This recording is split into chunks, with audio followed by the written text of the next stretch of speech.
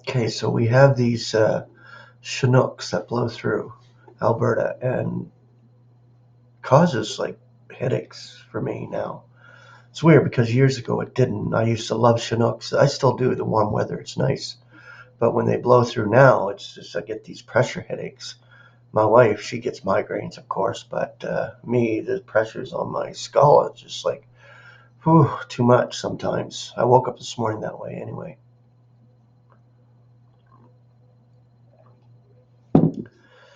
But we're here, and thank you for joining me. Yet now, that's the next part. And it's from Romans chapter 3, verses 21 through 23. Yet now, apart from law, a righteousness of God is manifest, being attested by the law and the prophets, yet a righteousness of God through Jesus Christ's faith, for all and on all who are believing. For there is no distinction, for all sinned and are wanting of the glory of God. The accelerating operation of sin in humans is very visible. Yet now there is another operation present in this era, moving us toward a glorious consummation. It is hidden from unbelievers, even from many believers. God will confer perfect righteousness, and it'll be God's own righteousness on all. Yet now introduces one of the great, possibly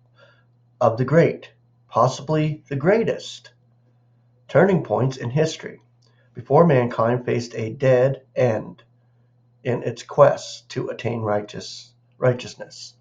The law of Moses was unable to confer righteousness on Israel because of the weakness of the flesh. Romans 8:3. The nations without law fell short based on the standard of their own consciousness or conscience and reckonings among themselves. Romans 2:15 and 16. Thus all are under sin. Romans 3:9. All sinned and are wanting of the glory of God. Romans 3:23. Yet now, from that time forward, a radically different righteousness is presented. The focus being on God's righteousness through Jesus Christ's faith, and the transcendent revelation that his righteousness is for all mankind. Apart from law, there is no law condemning to death one man for the sins of mankind. Neither can works of law justify human flesh. Romans 3:20. For the flesh is unable to fulfill the law's demands. Yet our passage, Romans 3:21 through 23, sets forth some transcendent good news, that through Jesus Christ's faith, God's righteousness is manifest, with an immediate benefit of God's own righteousness upon believers. So it's for all, but on all believers. And with the ultimate benefit of God's own righteousness for all at the consummation. God brought righteousness into Abraham's life long before he had given the law to Israel.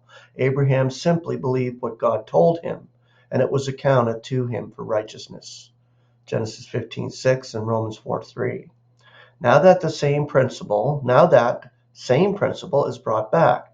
Righteousness is given to believers. Apart from human works, our efforts play no part. God's own righteousness is given to us, and it is apart from law.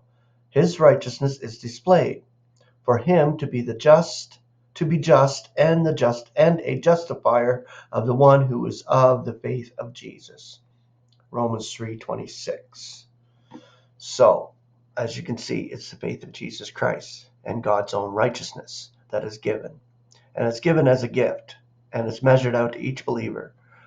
Some may have a bit more measure than others, but God's portion is given out purposely as he places each member in the body according to his will.